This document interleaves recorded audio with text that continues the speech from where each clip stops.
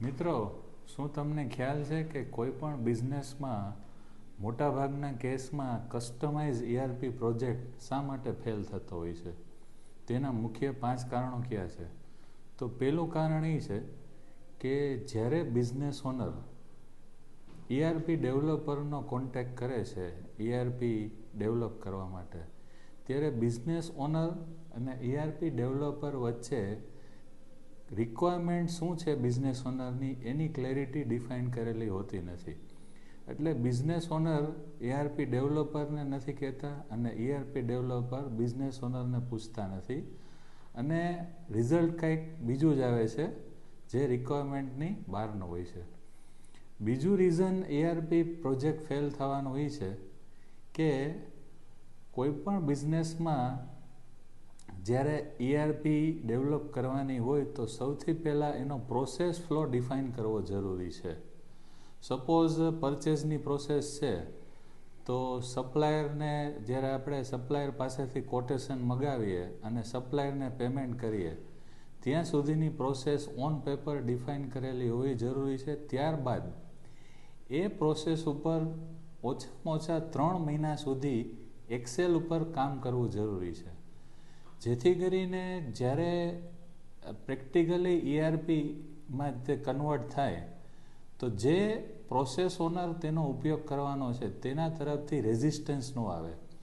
જો આપણે એક્સેલમાં કામ નહીં કરેલું હોય અને ઇમિડિયેટલી પ્રોસેસ થોપી દેશું ERP એટલે કે જે પ્રોસેસ ઓનર છે એના ઉપર, તો રેઝિસ્ટન્સ આવવાના ચાન્સ વધી જશે અને પ્રોજેક્ટ ફેલ થઈ જશે. ત્રીજું કારણ ERP પ્રોજેક્ટ ફેલ થવાનું એ છે કે ERP ડેવલપર અને બિઝનેસ ઓનર એની વચ્ચે એક એક્સપર્ટ એડવાઇઝરની નિમણૂક કરવી જરૂરી છે. તો જે પ્રોસેસની ERP બનાવવાની છે, બરાબર, એનો એક્સપર્ટ આપણે થોડા સમય માટે હાયર કરશું તો ERP ઇમ્પ્લિમેન્ટ કરવું સરળ બની જશે, ઇઝી બની જશે અને પાછળથી ઓછા ફેરફાર કરવાના થશે.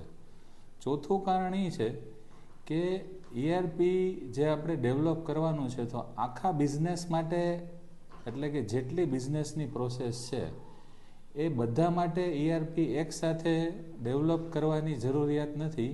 એના બદલે આપણે એમાં ફેઝ વાઇઝ જઈ શકીએ છીએ કે પહેલાં આપણે કોઈ પણ એક ફેઝ ઉપર ERP ડેવલપ કરીએ.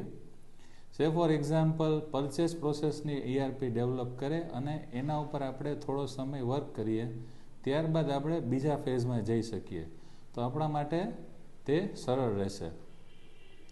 અને પાંચમું કારણ ફેલ થવાનું એ છે કે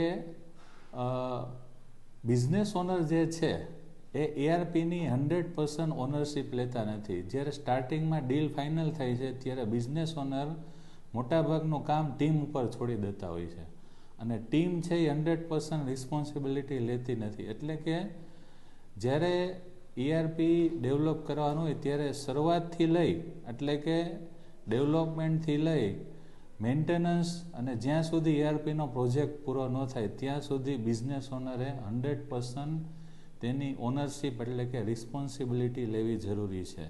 થેન્ક યુ.